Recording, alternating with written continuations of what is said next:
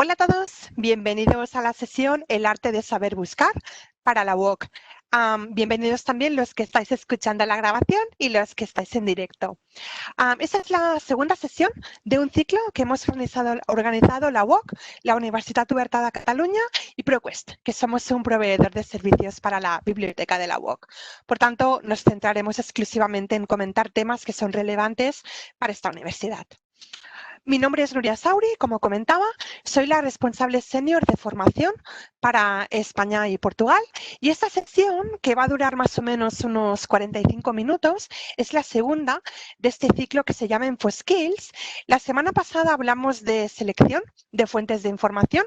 Si no la habéis visto, podéis ver la grabación y los que estáis escuchando la grabación, escuchad esa primero porque será más relevante seguramente. Y hoy vamos a hablar de saber buscar, de términos de búsqueda más concretamente. Hoy también es una sesión teórica, pero ya veréis que las que tenemos en el futuro ya son sesiones mucho más prácticas. Bueno, ¿qué vamos a hacer hoy?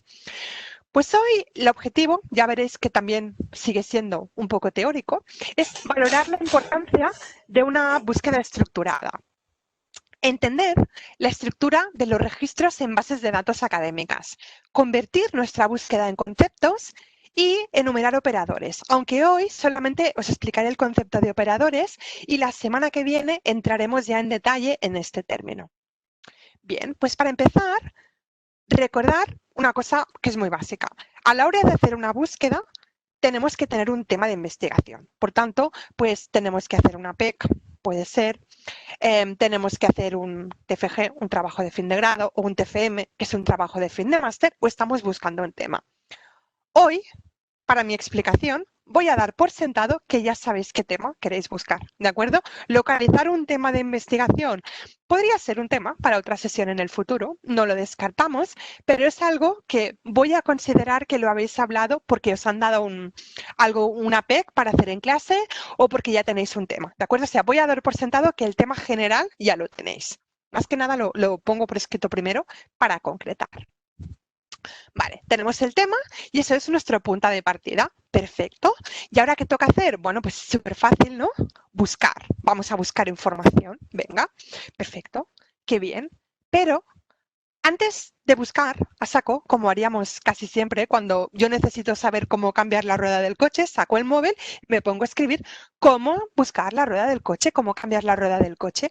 Hoy en día todos, incluso aunque por la propia naturaleza de la UOC, seamos un poco mayores que los jovencillos que están ahora haciendo primero en la universidad con 18 años, que significa que nacieron en 2002, ¿de acuerdo?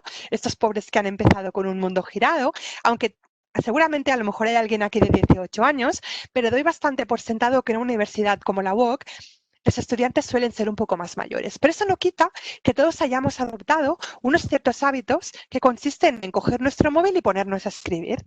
Bueno, pues a la hora de hacer un trabajo académico, creo que la semana pasada, y si no, mirad la grabación, os convencí para pensar dónde vamos a buscar, entender que las fuentes son diferentes. Mi objetivo hoy es deciros que el mero acto de buscar también tiene que ser diferente. Y algo como parar y pensar es algo que es bueno hacerlo.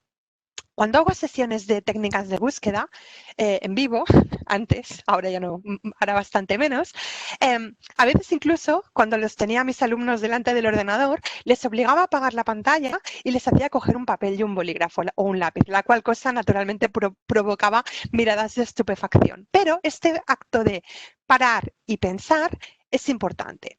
¿Por qué? Porque una búsqueda en un entorno académico hecha de la misma manera que la haríamos con el móvil, no os diré no dará resultados ni no dará resultados buenos, porque también, sería mentir si no lo dijese, la mayoría de proveedores de información estamos acostumbrándonos a este mundo virtual. De hecho, tampoco hay tiempo para hacer una panorámica histórica de los recursos electrónicos, pero la semana que viene entraremos en la plataforma de mi empresa, en la plataforma de ProQuest, y veréis que hay una caja de búsqueda delante de todo, muy fácil, donde yo puedo teclear lo que me dé la gana.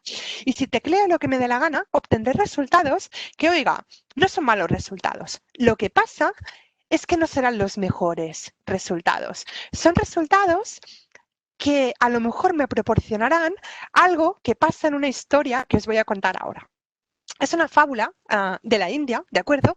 Que se llama La fábula de los sabios y el elefante. Entonces explica la historia que había 6 sabios que eran ciegos y los pusieron delante de un elefante. Y cada uno de ellos tocó una parte del elefante. Y entonces cada uno tuvo que contestar una pregunta que era, ¿a qué se parece un elefante? Bueno, el primer sabio, que estaba tocando la trompa, dijo, se parece a una serpiente el elefante. El segundo, que estaba tocando la oreja, dijo que se parecía a una alfombra. El tercero, que estaba tocando el colmillo, dijo que se parecía a una lanza. El cuarto, que estaba tocando la pata, dijo que se parecía al tronco de un árbol. El quinto, que estaba tocando el lomo del elefante, la parte grande del cuerpo, dijo que se parecía a una pared. Y el sexto, que estaba tocando la cola, dijo que se parecía a una cuerda. Claro, cada uno de estos sabios estaba viendo una parte del elefante, pero no estaba viendo todo el elefante. Eso a veces, cuando hacemos una búsqueda, nos puede pasar. Y eso es muy irónico porque hoy en día estamos todos sobreinformados y estamos hablando de grandes recursos con un montón de información. Pero de la manera en que está configurada la información hoy en día, y esto se ha acrecentado los últimos años con todo el tema de los algoritmos y de cuando te llevan a un sitio y de enseñarte solo una parte del gran cuadro, el big picture que se llama en inglés, provoca que nos pase esto. Entonces, claro, cuando tenemos que hacer un trabajo académico, cuando estamos haciendo un TFM, estamos tocando un tema y tenemos que intentar barrer el tema. Y ya nos digo si estamos en ciencias o en psicología y tenemos que hacer una revisión sistemática, o en ciencias sociales y hacemos una revisión de literatura. Tenemos que ver todo el elefante. Bueno, ¿qué hacemos para ver todo el elefante? Bueno, pues hay varias cosas que podemos hacer para ver todo el elefante. Unos cuantos consejos, y eso lo vamos a intentar profundizar hoy un poco. Lo primero de todo es conocer las fuentes de información especializadas, es decir, tener un punto de partida que conozco, saber que iré allí para empezar. Luego ya haré más cosas y ya veréis que se pueden hacer un montón de cosas, pero debería empezar por aquí, ¿de acuerdo? Saber las fuentes de información especializadas. La segunda es conceptualizar nuestra búsqueda. Y esto de hoy, esta sesión de hoy, va específicamente de eso. Normalmente, esto es una cosa que cuando das una sesión de formación de una base de datos, por ejemplo, lo explicas como muy por encima. Pero la gran oportunidad de este programa de InfoSkills es que hemos podido dedicar 2 sesiones a cosas que son muy teóricas y que normalmente explicas como en 3 minutos. Y no son grandes cosas, son cosas que se explican en media hora y luego vosotros tenéis que hacer un trabajo, pero es importante dedicar un rato. En una sesión de formación de 1 hora de contenido no tienes media hora para explicar los conceptos. Y los conceptos son importantes. Y os voy a explicar una anécdota, algo que me pasó el año pasado en una sesión de formación presencial en España, pero no voy a decir de dónde, pobres. Y estaba haciendo una formación de filosofía, de acuerdo, de una base de datos muy específica de filosofía. Y les expliqué los conceptos y cómo buscar y todo un montón de cosas que la semana que viene también os explicaré a vosotros. Y entonces les dije que practicasen la búsqueda. Yo normalmente preparo ejercicios, pero en esa sesión tenía estudiantes de doctorado y de máster. Y entonces me habían pedido las de la biblioteca que les dejase búsqueda libre para que hiciesen búsquedas de su propio tema y así yo les ayudase a refinar y tal. Entonces, no lo hicieron mal, pero en la sesión se habían colado 2 estudiantes de grado, una parejita, muy majos ellos. Se habían colado y como no estaba llena, pues les dejamos quedarse. Bueno, yo estaba repasando lo que estaban haciendo los estudiantes, llego a estos 2 y ¿sabéis qué habían hecho? Yo había explicado palabras clave, había explicado temas, había explicado y había utilizado ejemplos bastante buenos y trabajados, por cierto. Pues aquellos 2 jovencillos, la única cosa que se les había ocurrido era buscar el nombre de su profesor. Naturalmente ellos habían buscado un nombre de una persona y cuando lo vi yo pensé, ¿habéis buscado el nombre del profesor? Y me dijeron que sí, que es lo que habían buscado. ¿Por qué? Porque hoy en día, luego hablando con ellos y hablando con la bibliotecaria, que la pobre se quería esconder bajo la mesa, cuando lo estábamos hablando era, no, es que no es culpa de ellos, no es culpa de nadie. El problema es que hoy en día conceptualizar es algo que no te lo enseñan en ninguna parte. ¿Dónde te han enseñado a conceptualizar? No hay una clase de conceptualización en ningún sitio. Es una herramienta, una habilidad, un skill de lo que se llama alfabetización informacional o de información, un skill de información que a veces no nos planteamos que necesitamos, porque o lo haces así sin querer y lo has adquirido tú por tu cuenta, pues por 1000 cosas, o directamente a veces no te hace falta por, tal y como comentaba antes, como están concebidos la mayoría de estos recursos de información hoy en día, que simplifican tanto el hecho de buscar que no te obligan a que conceptualices. Lo que pasa es que cuando tú tienes que hacerlo en un entorno académico, conceptualizar tiene premio, porque te ayuda a hacer mejor el trabajo y a organizarte la cabeza. Entonces, eso es altamente importante. La otra parte es entender las mecánicas de las fuentes de información, ver cómo funcionan. Esto lo hablaremos bastante la semana que viene, donde os utilizaré el ejemplo de mi plataforma, que es la de ProQuest. Y luego lo que queda es practicar, repetir y volver a empezar. Por tanto, lo que vamos a ver hoy es, creo, y me gustaría, daros un marco teórico sobre conceptualización y selección de fuentes y que luego podéis ir aplicando en estas sesiones. Entonces, voy a aprovechar para hacer un momento de propaganda. Todo esto está muy bien y hoy lo tendréis muy claro y estará muy claro, pero claro, llegará el momento que lo querréis practicar y que os surgirán dudas. Entonces, la biblioteca de la UOC, en la página de la biblioteca hay un servicio que se llama la Biblioteca Responde, que es muy útil y donde podéis mandar preguntas sobre esto. Y estarán encantados de responder estas preguntas. A los bibliotecarios nos gusta responder este tipo de preguntas. Vamos a hablar primero de seleccionar fuentes. Entonces, esto puede parecer súper complicado, pero de hecho, de todo lo que veremos hoy, seguramente sea lo más fácil. Y veréis por qué. En primer lugar, por una cosa que es súper evidente y que seguro que cuando os diga me diréis, no, claro, claro. Cada área del conocimiento tiene sus fuentes específicas. Es decir, que si yo soy psicólogo, conoceré las bases de datos o los recursos específicos de psicología. Porque no partimos de cero. Porque en algunos ámbitos, además, en salud, en ciencias experimentales, está súper marcado. Y todos los médicos, todos los profesionales en ciencias de la salud, acaban el grado sabiendo lo que es PubMed, porque es un recurso tan conocido, o Medline, que viene a ser lo mismo, es un recurso tan conocido que todo el mundo lo ha utilizado al principio. Porque además en la UOC, en las aulas, os ponen los recursos que os recomiendan. Y además en la biblioteca, y lo voy a compartir a través del chat, tenéis unos apartados de temas que básicamente ahí están listadas todas las fuentes importantes. Pero incluso cuando se trata de ámbitos donde no son tan típicos como las ciencias experimentales, hay un buen punto de partida. Y en la duda, o si sabéis que no hay porque es muy específico, tenéis el catálogo de la biblioteca, que está en la biblioteca de la UOC, lo encontráis de cara, y un buscador que tenéis en la biblioteca que es súper eficiente. Por tanto, allí tenéis ya un punto de partida donde podéis empezar a explorar y practicar el tema de conceptos que ahora hablaremos. Una vez tengamos el recurso, podremos empezar esta búsqueda, ¿de acuerdo? Entonces, un poco más concretamente, una pequeña explicación técnica, pero luego la semana que viene os daré un ejemplo práctico, que es la plataforma de ProQuest, pero hoy me interesa para convenceros de que lo que haremos después de conceptualización vale la pena hacerlo. Entonces, en los catálogos de las bibliotecas, en las bases de datos especializadas, en las plataformas de contenidos y en cualquier recurso académico, es decir, si vais a la página de la biblioteca de la UOC y vais al apartado recursos electrónicos, ahí encontraréis listados un montón de recursos electrónicos. Hay muchos que son de ProQuest, de mi empresa, otros no lo son. Da igual, esto de hoy os vale para todo el mundo, ¿de acuerdo? Estos contenidos están agrupados en lo que se llama registros, ¿de acuerdo? Registro. Un registro es un documento que está ahí dentro. Antiguamente era la foto que tenéis aquí, que es un catálogo de fichas de cartón de una biblioteca. Esto hoy en día es decoración pura y dura. En la UOC no hay porque es una universidad virtual, pero si alguna vez vais a una biblioteca universitaria de las antiguas, eso ahora es decoración, pero antes era como se clasificaba la información. Esto ha evolucionado muchísimo, ha cambiado todo y resulta que hoy en día una base de datos o una plataforma, una página web, cuando digo plataforma, son normalmente páginas web de contenidos académicos y ahí puede haber de todo. Puede haber un artículo de una revista electrónica, que es lo más tradicional, pero puede haber un libro entero o un capítulo de un libro. que te descargas en PDF directamente, un vídeo, eso en la UOC últimamente os habéis encontrado, vídeos enlazados en las aulas.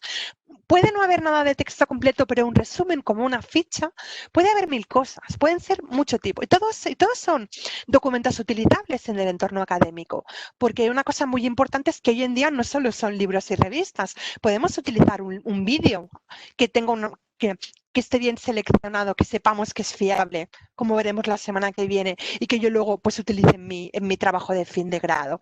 Bueno, pues todo esto está clasificado de una forma especial. Y esa es la diferencia, porque ahora no me lo habéis puesto en el chat, pero esto si fuese presencial, donde la gente, bueno, tiene más ánimo para hablar, alguien me podría haber dicho, hombre, Nuria, pero hay vídeos en YouTube. Yo sí, ya lo sé que hay vídeos en YouTube, pero los vídeos en YouTube no tienen el tipo de clasificación que tienen los recursos académicos, ni la veracidad, seguramente, porque al menos todo el contenido académico está garantizado para su uso. Por eso es más que nada para la semana que viene. No están clasificados igual. Entonces, nosotros, como proveedores de contenido, una cosa que hacemos es cada registro, manualmente, a veces semiautomáticamente, hay muchas maneras de hacerlo, lo clasificamos, como que lo matriculamos para entendernos. Se llama indexación esto. Y le añadimos información que se llaman metadatos. Esto es un vídeo. ¿De qué va este vídeo? Es un señor hablando de cómo hacer un plan de marketing. Pues yo a lo mejor pongo marketing, plan de marketing, economía. ¿Quién es el señor que habla? ¿Es Steve Jobs? Pues es Steve Jobs. ¿Dónde está hecho? En Estados Unidos. Por aquí alguien me dice que no se le ocurriría utilizar YouTube para una investigación. Me alegro. Espero que esto sea fruto o ya de vuestro buen entendimiento o de la semana pasada. Pero nunca des nada por sentado cuando tienes tanta gente como hoy en la sala. Entonces, como decía antes, le añadimos información a estos documentos, que pueden ser un vídeo, algo. De esos documentos se llaman metadatos. Entonces, ¿por qué hacemos esto los bibliotecarios?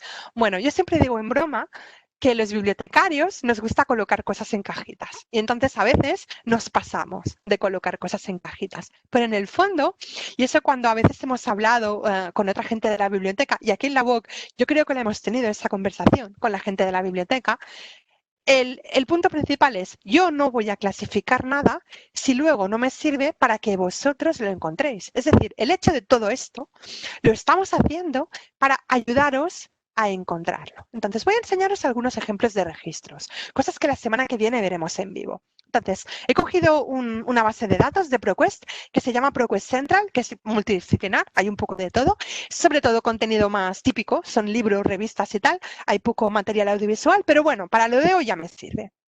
Fijaos, esto es un típico recurso de psicología clínica, que ya lo he hecho expresamente, ¿vale? Para que sea típicamente científico.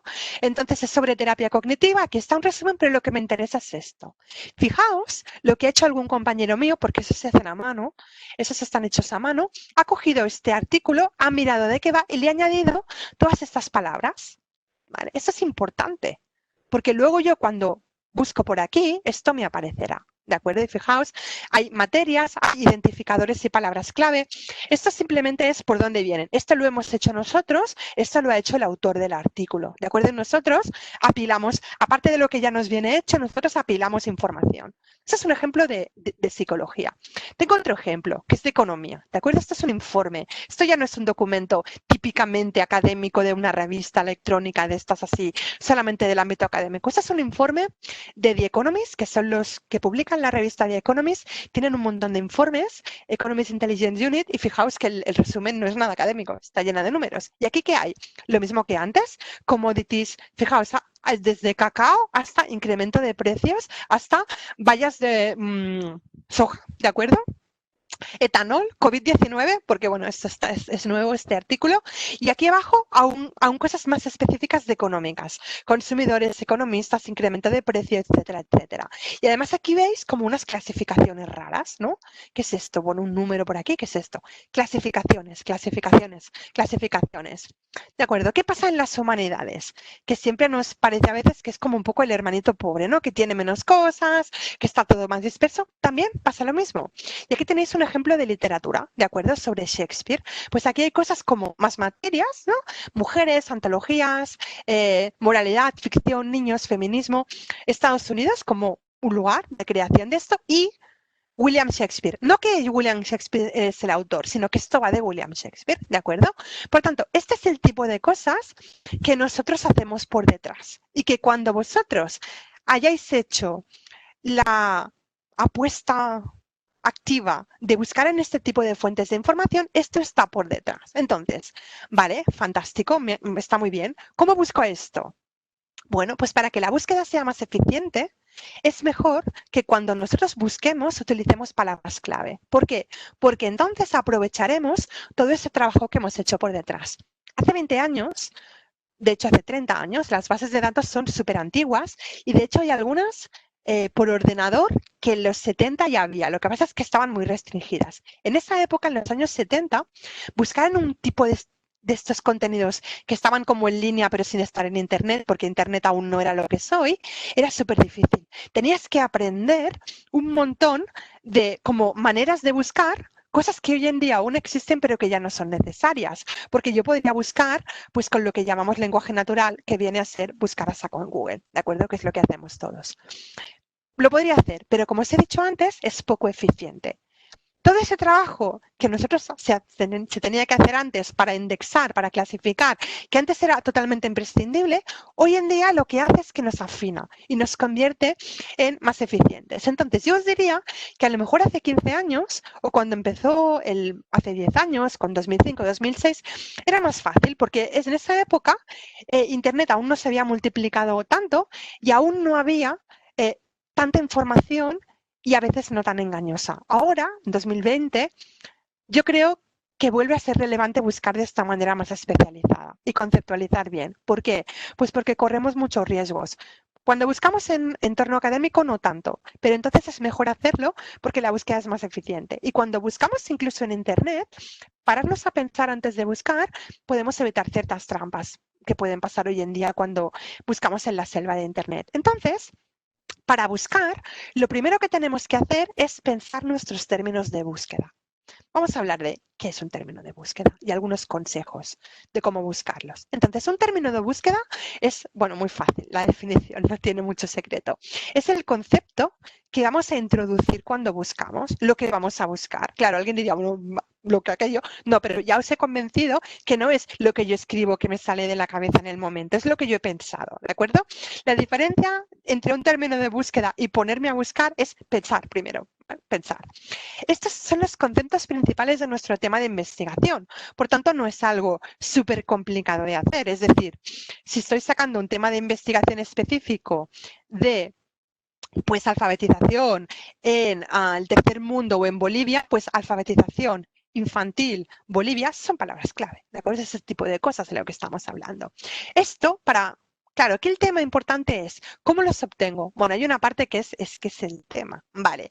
Pero luego hay algunas estrategias que nos ayudarán a mejorar y localizar palabras clave que a lo mejor no están exactamente en la frase, pero que sean útiles para nuestra investigación. Entonces, antes de empezar, una cosa muy útil de hacer es tener un listado muy claro. Si estáis un poco más avanzados en vuestra vida de investigación y alguien por aquí en la sala ha publicado ya alguna vez, cuando vais a enviar un artículo a algún sitio os piden dos cosas, un resumen y las palabras clave. Entonces, hay una cierta tendencia a veces a hacer las palabras clave así sin pensar mucho. Y cuando tú haces un curso de cómo escribir, de cómo publicar, una de las primeras cosas que te dicen es, el resumen es muy importante y muy difícil de hacer y las palabras clave también. No lo dejéis para media hora al final antes de enviarlo, porque este tipo de abstracciones son difíciles. Y hoy en día que estamos en una sociedad donde se piensa poco, donde se evoluciona todo muy rápido, este tipo de cosas parecen poco importantes o parecen un poco como que son superfluas. No, ¿de acuerdo? No lo son. Es un tiempo bien invertido. Algunos consejos, ¿vale? Para cómo hacer este tipo de cosas. Entonces, recomendaciones, cosas positivas. Os van a parecer muy básicas, pero está bien que lo tengáis. Esta presentación la mandaré también en un par de días a la biblioteca para que la puedan circular y lo tengáis a mano. Usar palabras precisas, es decir, si yo estoy abstrayendo, eso es como cuando te hacen hacer un resumen, todo lo superfluo tiene que salir, las palabras tienen que ser precisas. Tener presentes los sinónimos, aunque no sean 100% exactos. Aquí tengo dos ejemplos. Ataque al corazón Es lo mismo que infarto de miocardio. Os lo he puesto en inglés porque aquí hay una pregunta sobre el idioma. Ahora la contestaré esta pregunta. Muchas gracias, es muy buena. Es lo mismo, o sea, son dos maneras de decir lo mismo. En medicina, en psicología, a veces hay una manera más, digamos, de calle de decir las cosas, un registro más neutral y luego hay una palabra mucho más especializada. En inglés pasa mucho, ¿de acuerdo? Las dos las tenéis que manejar porque en algunos sitios se utiliza una, en otros sitios se utiliza otro. Luego resulta que en ámbitos como las ciencias sociales y las humanidades, las cosas son menos exactas porque es como es el mundo y entonces hay términos que no son exactamente iguales, pero para según qué tipo de investigaciones nos vendrán bien tenerlos. Por ejemplo, si estamos hablando de comportamiento de cliente, estamos estudiando el tema de retención de clientes, hay una palabra que es Customer Care y otra que es Customer Retention. Customer Care es atención al cliente y Customer Retention, retención de cliente. Hombre, no es lo mismo, pero es parecido, porque yo cuando hago atención al cliente es para conservarlo y para no perderlo. Y luego hay una parte de la atención al cliente que es la que se dedica específicamente a retener esos clientes. Entonces, no es lo mismo. A veces me convendrá hilar mucho y entonces eso será importante la diferencia, pero a lo mejor para empezar no, tengo que tenerlo claro. Entonces los sinónimos es algo que tengo que pensar. Luego están las abreviaciones. Esto, por ejemplo, si sois de psicología, bueno, se lo lleva el diablo porque hay un montón de abreviaciones en medicina, en ciencias experimentales, pero también en economía hay muchas también, todos los indicadores económicos, los nombres de instituciones, etcétera, etcétera. Y luego, pues en humanidades también hay, ¿de acuerdo? Por ejemplo, arqueología e historia, hay un montón de abreviaciones y se pueden decir de varias maneras. Y aquí Raúl, que ha preguntado ¿de qué manera influye el idioma en un resultado de búsqueda? Utilizando palabras clave en castellano podemos encontrar textos en inglés o hay que buscar las palabras en cada uno de los idiomas. Me encanta esta pregunta y te has avanzado un poco, pero muy bien, significa que estás atento. Eso es muy importante. ¿Por qué? A ver, y esa pregunta, la semana que viene, bueno, no me la haréis porque la voy a responder ahora, pero si hay alguien que venga y no ha venido, siempre me la hacen. Oye, ¿yo puedo buscar en castellano en tus bases de datos? Porque yo siempre hago las búsquedas en inglés. El contenido, el idioma del mundo académico es el inglés, es decir, es digamos, la nueva lengua franca, lo que era el latín en la Edad Media.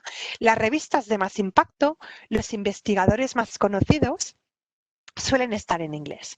Hay excepciones como los campos de historia muy local, por ejemplo, naturalmente si estás haciendo historia pues muy local de una parte o literatura, por ejemplo, pues se hace en el idioma que toca, pero incluso en literatura española se publica en inglés. Y hay revistas de literatura española en inglés. Entonces, es difícil que cuando más arriba subáis en vuestro entorno académico, pretendáis hacerlo todo en castellano. En ProQuest, todos los contenidos no están todos en inglés porque tenemos contenido en otros idiomas, aunque la mayoría está en inglés, no os voy a engañar, pero todo el contenido, aunque no esté en inglés originariamente, tiene el resumen y las palabras clave en inglés. Por tanto, en ProQuest, ahora estoy hablando estrictamente de mi plataforma y lo veréis la semana que viene, las búsquedas es mejor hacerlas en inglés. Si busco en castellano encontraré contenido, pero me voy a perder el contenido en inglés. Mientras que si busco en inglés también encontraré el contenido en castellano. ¿Esto es igual para todas las bases de datos? No. Si estáis buscando en una base de datos de un proveedor español, por ejemplo, en Derecho, hay un montón de bases de datos locales. Por ejemplo, pues el Tirán, el VLEX, la Ley, Aranzadi, el LABOC. Si vais a la página de recursos de derecho, veréis que hay muchos que son en español. O si estáis en Latinoamérica, hay páginas de derecho de Latinoamérica. Entonces ahí sí que se puede buscar en español. Ahí no pasaría nada. Entonces, ¿cuál es mi consejo? Mi consejo es conocer vuestra fuente. Esto ya hemos quedado, que es la parte más fácil, porque es cuando empecéis os la encontraréis y le podéis preguntar a un profesor o un bibliotecario, pero que si es un tema que no sea muy local, tengáis presentes los términos en inglés como mínimo. Que si sois especialistas en historia de Francia, por ejemplo, ahí os toca aprender los términos en francés. Entonces, en función de vuestro ámbito, tenéis que tener practicados los términos en inglés más en otro idioma que pueda ser relevante. ¿De acuerdo? Precisamente a los ingleses a veces les decimos, cuando hacéis la búsqueda, tened presente que esto puede estar en otros idiomas. ¿De acuerdo? Entonces, ahí, hoy, esta formación de hoy es muy genérica. ¿De acuerdo? Luego más adelante veréis al final que tenemos programadas algunas más específicas. Hay una de noticias, por ejemplo. Pues en la de noticias veréis que ahí Saberte 4 palabras en 4 idiomas, hombre, pues es importante porque estoy buscando prensa en otros idiomas, ¿de acuerdo? Aunque esté en inglés, la indexación, pero ahí a veces será importante. Espero haberte respuesto a la pregunta. Por aquí Mireia de la biblioteca nos añade una cosa muy relevante, que es que además muchas plataformas permiten la traducción simultánea por escrito. En algunas también por audio. ProQuest lo permite en los resultados. Tú cuando recibes un resultado lo puedes traducir. Por tanto, aunque obtengáis resultados en inglés, podéis buscar opciones para entenderlo. Es complicado cuando estudias según qué ámbitos prescindir del contenido en inglés. Bueno, por eso en la universidad tenéis asignaturas de inglés. No es por nada, es por algo. ¿De acuerdo? Entonces, sigamos. Y le cuesta usar operadores booleanos correctamente. Esto lo lanzo hoy.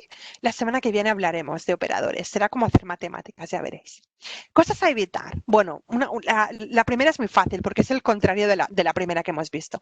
Conceptos abstractos, es decir, contraste, este tipo de cosas que no quieren decir nada. Son útiles luego cuando refinemos resultados, pero si estamos conceptualizando, me estoy quedando con la esencia de lo que estoy buscando, una palabra genérica no me servirá para nada, ¿de acuerdo? Cosas como son juicios de valor, mejor, peor, ventajas. Esto en la conceptualización no debería utilizarlo, ¿de acuerdo? Estoy destilando la parte esencial de mi búsqueda. Y otra cosa, especialmente al principio, cuando estoy conceptualizando, cadenas de búsqueda muy largas, muchos conceptos. Va bien tener muchos, pero a veces los podemos combinar por partes. A lo mejor va bien empezar, tener claro lo que es esencial y luego lo que es sinónimo de aquello. Antes hemos visto Customer Care y Customer Retention. Yo estoy haciendo Customer Care en general o estoy haciendo Customer Retention y luego sé que Customer Care es, digamos, expandir un poco el tema de Customer Retention. Por tanto, colocar mis sinónimos como en un mapa no es una mala idea, ¿de acuerdo? Y para acabar, abusar de los operadores booleanos. Eso también la semana que viene lo veremos. Pero como estoy intentando dejaros aquí como unas fichas, que luego a lo mejor en un futuro alguien se guarde esto, pues lo he puesto para ponerlo. ¿Alguna pregunta más? ¿Por aquí todo claro? Bien. Pues también deciros una cosa buena, que es que la práctica lo mejora todo. Es decir, esto puede parecer terrible a la hora de empezar, pero no empezaréis con todo, ¿de acuerdo? Ahora veréis, tengo algunos ejemplos de conceptualización, que mis primeras conceptualizaciones son muy sencillas, ¿de acuerdo? ¿Por qué? Porque después de conceptualizar me pondré a buscar. Por tanto, hoy nos quedaremos un poco como las series esas, que te quedas como un spoiler y luego tienes que volver la semana siguiente, pues es que nos va a faltar la práctica, pero lo he hecho expresamente. Primero para que vengáis la semana que viene, pero también porque así me he podido entretener más en reflexionar sobre esto. ¿De acuerdo? Veréis que la práctica nos ayudará. ¿Por qué? Pues porque incluso aunque mi primera conceptualización no sea perfecta, porque ya hemos quedado que hay que practicar y repetir, eso es evidente, los resultados me van a ayudar. ¿Por qué? Pues porque, como habéis visto antes en los ejemplos de registros, las materias son conceptos. Si yo busco una y me veo listada otra que se parece, ya tengo un sinónimo, ya puedo estirar por aquí. Las palabras clave que aparecen, otros más especializados. O sea, los resultados me darán ideas para seguir. Es como Pulgarcito y las migas, como el cuento de Pulgarcito, sin llegar a la casa de la bruja normalmente, sino llegar a un final feliz, una cosa un poco más clara, pero nos ayudan a estirar el hilo. Entonces, además, si encontramos un resultado que es muy interesante, un artículo, por ejemplo, ese artículo puede tener citaciones. Esas citaciones me pueden llevar a otros documentos interesantes. Si es un vídeo, en la plataforma de vídeos hay contenido sugerido, contenido para seguir viendo. Me dará información extra. Podré ver qué palabras clave ha otorgado el autor a ese artículo o a esa publicación. Me darán más ideas. Me servirán para qué? Para la repetición. Es decir, mi repetición no es, ay, me he equivocado, vuelve a empezar. No es, hago una búsqueda, miro qué he obtenido y a partir de eso rehago mi búsqueda porque resulta que este concepto, por ejemplo, yo estoy empezado con Customer Care y resulta que gracias a mi búsqueda he visto Customer Retention y digo, hombre, Customer Retention es mucho más afinado que Customer Care, pero no está mal haber empezado por Customer Care, porque como era más genérico, he sacado un par de ideas más que me guardo un par de resultados interesantes, pero yo luego repito mi búsqueda y me apunto en mis sinónimos esto. Incluso si sois así de hacer Excel, os podríais hacer un Excel, ¿de acuerdo? Eso se puede hacer. Bien. La mayoría de plataformas, veréis el ejemplo con la plataforma de ProQuest, pero todas las plataformas hoy en día más o menos os facilitan hacer esto. Algunas de una forma más fácil o menos asequible que las otras, pero la indexación todas lo tienen, ¿de acuerdo? Por tanto, esto que os explico hoy, me encantaría que lo usaseis solamente con ProQuest, pero lo vais a utilizar con más recursos. Por tanto, siempre lo podréis hacer. Y acordaos, en la duda, la biblioteca se echa una mano. Vamos a ver algún ejemplo práctico, ¿de acuerdo? He preparado tres, creo, si no me acuerdo mal, un poco variado para que veáis cómo funciona. Vamos a empezar con economía, ¿de acuerdo? Entonces yo tengo esto, el efecto de las campañas de marketing en el precio de los productos y el comportamiento de los usuarios. Bueno, pues una primera conceptualización que me serviría de punto de partida para empezar sería esto, marketing, campaña, precio, consumidor y comportamiento del consumidor. Como veis, no me he inventado nada. Entonces, ¿qué he hecho? He puesto al lado el concepto en inglés. ¿Es importante traducirlo en economía? Sí. ¿De acuerdo? En economía, si estamos usando ProQuest Central, si estamos usando Adinform, que es el apartado de economía de ProQuest Central, ahí el contenido casi todo está en inglés. Por tanto, vale la pena que me aprenda, porque, a ver, aprender campaign en inglés tampoco es muy complicado. Y como comentaba Mireia antes en el chat y que os he pasado, muchas plataformas te permiten traducir resultados. Por tanto, pues básicamente no será muy complicado. A partir de aquí, yo podría aprender que a lo mejor en lugar de campaña me interesaría advertising campaign. Y entonces yo me apuntaría campaña de publicidad. No, pues vale, hombre, pues aquí me he dejado publicidad, no la he puesto. Bueno, no pasa nada. Igual en una búsqueda me aparece publicidad. O yo encuentro un diccionario de materias y me sirve. En este caso, yo no seré una persona que no sea experta en marketing. Cuando yo empiezo a hacer esto, estoy haciendo un trabajo académico y o bien estoy haciendo la asignatura o tengo los recursos de la biblioteca o si estoy en cuarto y estoy haciendo mi TFG, ya sé un poco de marketing. Por tanto, sabré temas y conceptos de marketing. El único momento en el cual podemos andar un poco más perdidos es si estamos al principio, ¿no?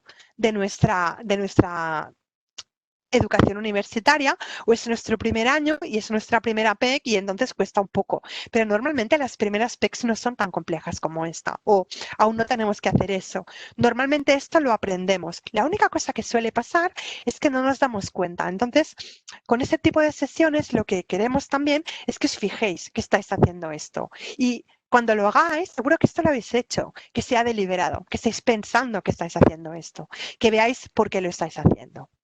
Economía, me dirías, bueno, la economía es súper fácil. ¿Qué pasa con humanidades? Bueno, pues aquí tenéis un segundo ejemplo. Filosofía, ¿de acuerdo? ¿Cuáles son las principales posiciones sobre el hombre libre de Spinoza y el sabio estoico? No pasa nada, si no sabéis de qué va esto, da igual. Bueno, pues aquí hay una cosa importante, que es que en humanidades muchas veces hay nombres propios que son conceptos de búsqueda, ¿vale? En este caso estamos hablando de Spinoza, que es un filósofo moderno, ¿de acuerdo? Y luego hablamos de una filosofía clásica que es el estoicismo. Pues hablamos de Spinoza y luego estoicismo, y en inglés stoicism, y luego tenéis el concepto de libertad, y luego hombre libre es Freeman, y luego el sabio estoico es una cosa de filosofía también, Stoic Sage. Y aquí sí que es muy importante porque los nombres propios, sobre todo cuando hacemos humanidades, estamos haciendo historia antigua, estamos haciendo literatura, pueden escribirse de muchas maneras. Y una cosa que es importante, por ejemplo, cuando estamos buscando nombres propios, especialmente si tiramos mucho para atrás, los nombres de los filósofos, por ejemplo, cambian muchísimo del inglés al español, incluso al catalán o al francés. Entonces, si yo soy estudiante de humanidades, me va a interesar saber cómo se dice esa persona que estoy estudiando en varios idiomas, ¿de acuerdo? No solamente se trata de los conceptos de marketing y campaña de anuncios, etcétera. Cosas como más, digamos, de literatura o de humanidades también nos puede pasar. Por tanto, es importante que eso quede claro. Para nota, ¿de acuerdo? Entonces, esto puede ser relativamente sencillo, como lo que hemos visto ahora, o puede ser altamente complicado. Entonces, ahora no os asustéis, ¿de acuerdo? Esto es algo que a lo mejor hay una sesión por ahí de psicología donde hablaremos a lo mejor de esto o no, dependerá un poco de lo que quiera el público, pero hay metodologías de investigación súper avanzadas que precisamente están basadas en la conceptualización, ¿de acuerdo? Es decir, un método que se llama el método PICO, de precisamente cómo clasificar conceptos. Esto, si sois de psicología clínica o de ciencias de la salud, este tipo de cosas las aprendéis de metodología, porque precisamente como se trata de cosas de salud, está todo mucho más pautado, ¿de acuerdo? Los que tienen poca metodología es ciencias sociales, humanidades, etcétera. Cuando hablamos de ciencias experimentales y de salud, tenéis metodología. De hecho, se aprende metodología cuando lo haces. Revisiones sistemáticas, el método PICO. El método PICO es un método donde tú contestas una pregunta de salud, que en este caso es, ¿la psicoterapia ayuda a prevenir la depresión en pacientes que tienen mild cognitive impairment, que es como una cosa que se llama MCI, mejor que la terapia con drogas? Es decir, yo tengo un paciente con esta patología, que es MCI, ¿qué es mejor? ¿La terapia o la medicación? ¿De acuerdo? ¿Qué es lo mejor para esos pacientes que tienen para evitar la depresión? ¿Que tengan terapia o que tengan medicación? Eso es muy típico de ciencias de la salud y hay un montón de libros que explican cómo hacerlo. Entonces yo aquí ya tengo la ventaja que ya sé que tengo qué tipo de conceptos necesito, el de pacientes, el de intervención, el de con qué comparo y lo que espero. Entonces fijaos que en este caso tengo, el paciente tiene MCI, la intervención es la psicoterapia, lo comparo con la medicación y lo que espero es ver qué pasa con la depresión. Yo ya aquí tengo mis primeros conceptos y luego resulta que en ciencias de la salud hay diccionarios de sinónimos montados en las bases de datos. Entonces, pues aquí me salen todo de palabras que están relacionadas y que me vienen a decir, con esto yo luego ya construyo mi búsqueda. Entonces, moraleja, aunque esto, si sois de ciencias, seguramente será más fácil hacerlo o se entiende más fácil cuando das formación a ciencias de la salud y psicología, la gente ya te viene más preparada para hacer eso. No quita que en humanidades y en ciencias sociales no podamos hacer eso también, de forma más sencilla, como os he enseñado antes, pero el ejercicio mental nos podemos entrenar a hacerlo, ¿de acuerdo? Bien, por aquí hay unas preguntillas, ahora las responderemos. Entonces, hoy lo que yo esperaba es enseñaros a un marco teórico de elaborar términos. Entonces, la semana que viene, lo que vamos a hacer, voy a dar por sentado que ya habéis conceptualizado bien o tenéis una mínima idea, no hace falta hacer nada muy sofisticado, pero alguno de los ejemplos que os he puesto en la diapositiva, y os enseñaré cómo se combinan y cómo se busca ya dentro de una plataforma, que sea la de ProQuest, ¿de acuerdo? La que utilizaremos. Y os enseñaré una cosa muy importante, que es cómo moveros por la plataforma de ProQuest. Os enseñaré un ejemplo práctico, que es la mía, con la esperanza que cuando vayáis a otras plataformas os preguntéis cómo son esas plataformas. O lo preguntéis en la biblioteca responde cómo funciona esa base de datos. Por tanto, que no vayáis a buscar escribiendo como unos locos, sino que primero veáis, vale, esta fuente cómo funciona. Sí, yo ya sé que voy a utilizar el AVInform, que es de ProQuest, pero yo quiero saber cómo está montado, o que si no lo sabéis, lo preguntéis. Y veréis que la mayoría de estas plataformas, cosas del proceso que os he explicado hoy, serán fáciles, porque os pondrán delante de las narices cómo conseguir los sinónimos, o os dará términos relacionados como si estuviésemos en Amazon, pero estaremos en un entorno mucho más práctico. Entonces, el futuro. Por aquí alguien me diría que estaba muy bien una sesión de psicología. Oye, pues lo tienes súper bien, porque el día 10 de noviembre ya sabes qué vas a hacer a las 7. Apuntarte a la sesión de psicología. Entonces, os voy a poner en el chat ¿dónde están las sesiones? ¿De acuerdo? Está aquí, InfoSkills Walk, Biblioteca Walk. Aquí os lo pondré en el chat también para que lo tengáis, pero básicamente este enlace os dará todas las sesiones siguientes y los enlaces de registro. ¿De acuerdo? Como veis, ¿qué nos queda? La sesión esta de técnicas de búsqueda, una mucho más específica, que es la de recursos y trucos de cara a la elaboración de un TFG o un TFM, y una de psicología, una de ciencias de la salud, una de libros electrónicos, que es genérica, la que podéis venir todos, y hablaremos exclusivamente de una plataforma de libros electrónicos, y una de noticias, que tiene su gracia. Entonces, por aquí me preguntan, en la biblioteca, estad atentos a la sección de noticias de la biblioteca, donde van a colgar las grabaciones y también van a colgar las presentaciones, ¿de acuerdo? Dadme 48 horas para que se me genere el enlace y la pueda llegar. Creo que la de la semana pasada ya la han colgado. Entonces ahora os tengo que pedir dos favores. Uno, voy a compartir por el chat un formulario, ¿de acuerdo? De una encuesta, que esa es la de la biblioteca, y cuando cerréis os aparecerá una página con un enlace un poco raro, seleccionad que sí y veréis unas caritas y un cuadro de texto. Esta es la mía y es interesante porque con esas dos encuestas queremos valorar si funcionan estas sesiones o no, ¿de acuerdo? Los que estáis viendo la grabación, si no me equivoco, también saldrá, ¿de acuerdo? La opción.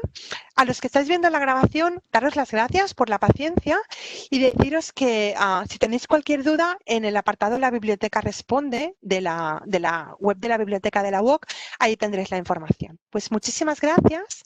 Voy a parar la grabación y de esta manera pues ya la daremos por acabada.